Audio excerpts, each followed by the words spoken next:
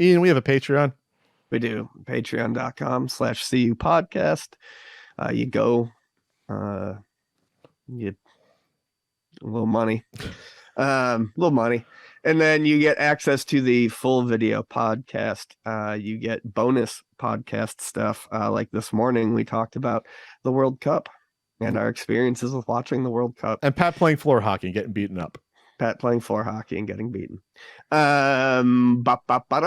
Pin Club. Also, I do writing about once a week. There will be one this week. I took last week off. And you vote on this poll, right? And you can vote on this poll. In second place, thoughts on VR and the new PSVR 2 price tag, 26%. No one wanted that. Well, 26% did. And in first place, will physical next-gen games go up in value, the physical copies, in the future due to scarcity caused by the onset of digital gaming? And this is a recommendation from @Rick Howard. I really liked this question because I think there's it's weird. There's two ways to look at it. Obviously, we've seen more and more people adopt digital downloading. It's popular. It's a thing. What the kids do. When it first came out, during the 360 era, a lot of people balked at it. It was expensive. Things never went on sale. That's changed. There's always sales going on. There's, every game gets a digital release. It's not just some games. Sure. It's convenient for a lot of people, for, suburbs and, rural living people in middle America where maybe there aren't as many game stores. It's way easier to just be like, all right, I'm going to pre-order this. It's going to auto download to my system. I don't have to drive anywhere. I don't have to go anywhere.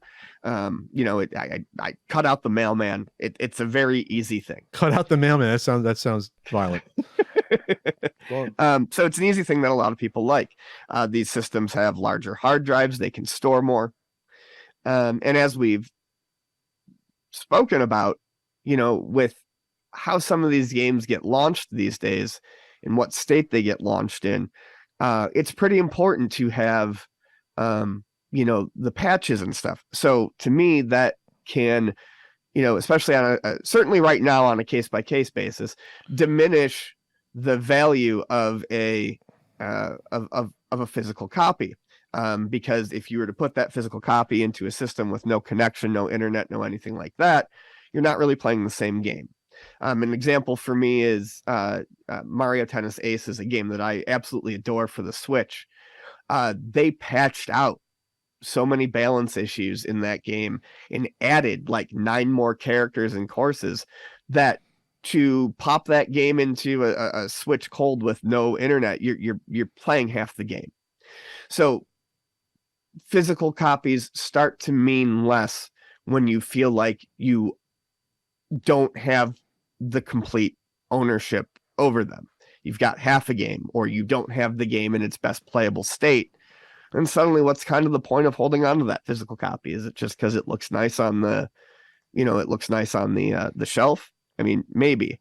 That's different for stuff that's generally different for the more indie type stuff that we see, the stuff that gets released by like the small, limited presses, like limited runs, special edition games, grade A Angus releases. I have strictly the rarest game ever incorporated. This is the rarest one. This one, buy it, LTD. Those are usually smaller independent games that are finished by the time that they are put on disc or cartridge, or they're going to be closer to what it would be even after it's patched. Which brings me to this. I don't think there's going to be a whole lot of value in physical copies of AAA games as time gets on. That is the stuff that is heavily patched. And I think it's going to look very different from what the game finally looks like at the end of its life cycle. I don't think there's any collector's value. I don't think there's any real material value to those.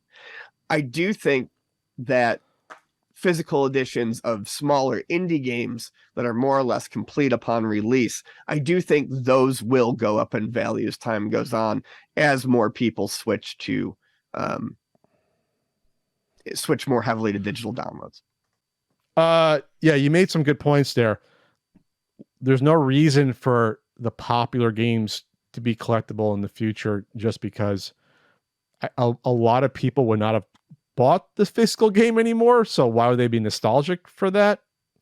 You know, it's Right. sort of like like Modern Warfare 2, the new one, like which only has 80 megs on the disc anyway. 70, sir. Oh, 70. sorry, 70.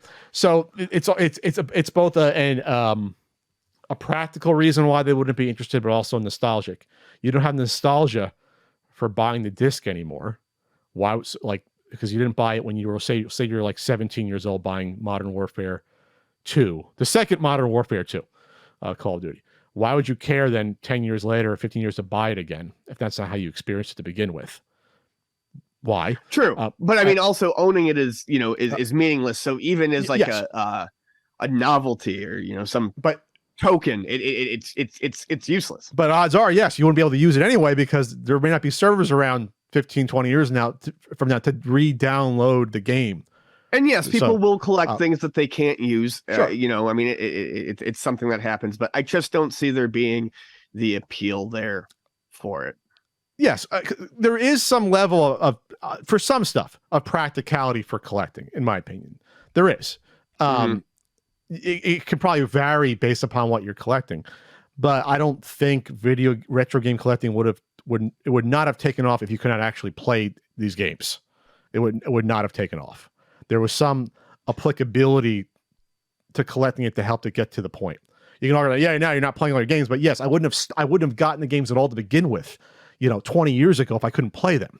Like, why would I have bothered? What am I actually buying at that point? I'm buying plastic shells with that were made in the hundreds of thousands or millions with printed art on it, which goes against the argument again about why the game cases themselves are art. No, they contain art. They're not art themselves. It's a mass-produced art. It's a mass-produced product. That's they don't get that anyway. Well, I don't know. I mean, I think records. I mean, that's half the reason I like records is the art, and that's a mass-produced product. But I would argue it's not art itself. It's a representation of the art, if that makes sense. It represents the art. It's not a one-to-one. I don't need to get into this one, but it'd be an Alex conversation like last week. Right. So that's the thing. It's will there be a collector market in the future to raise the prices if there's no nostalgia for the object at its time? And I would argue no. I don't think there will be. You're going to rely on people then going back to dead physical media that they may not even interacted with 20 years before. And sure. I just don't see in my head how there's any parallel to any other collectible that's ever existed where you didn't grow up with it, you didn't have any involvement with it. Now all of a sudden you want to start buying this stuff and it goes up in value more when it comes to that. And I can't think of another one. I can't think of like a toy that got popular 25 years afterwards that no one had when it came out. You know what I mean? I don't think about things like that happening like that. It defies logic in my eyes. Maybe you have an example where like something became popular that no one had 30 years ago that now there's a market for it. But it's kind of tough. It's kind of tough. It would be like, well, I'm sure they're out there, but I would love to read a listicle based on that. Yeah, it's like I would like to know because there's not many. Are there people clamoring for Visionaries toys? It was a cool cartoon at the time, but no one watched it. He's Googling Visionaries probably. No, I know about Visionaries. Visionaries is great. But that stuff would only be worth any amount of money because it was produced in low quantities. It's like the TurboGrafx-16 argument. It's like, well, they made such low amounts that even if a little bit amount of people get in, it's worth money. But for a mass-produced item that people, you know what I mean, to go back and buy the version that they didn't ever own 20 years later, that's a weird argument to be made, in my opinion.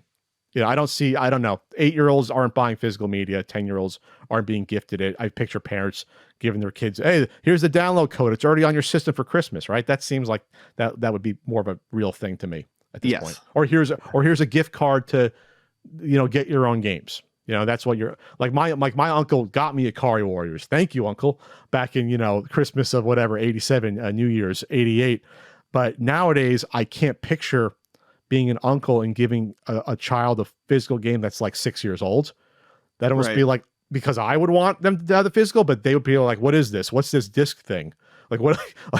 Like what is this? I can picture kids transition to that point where they'll be dumbfounded by the media. Be like, what am I doing? Why are you? It'd be like giving a 5-year-old an audio cassette for like a children's song. They can just go on YouTube on their tablet. You know what I mean? It's Right. like what are you doing, old timer? So like I said, it's interesting. Are there examples? I just looked up PS5 rare game and I see Binding of Isaac, PS5, brand new, sealed, in hand. Someone's trying to get 175 for it, but then someone says it's very rare. They only want 60. So I don't understand it. Are they trying to manufacture a market? It's also people just, yeah, exactly. They're trying to manufacture a collector's market for a system that's been out for 2 years. Is that what I guess that's the next step for that? I don't know. I guess. Binding of Isaac PS4, is that worth money? No, that's nothing. It's like $30. So I don't know.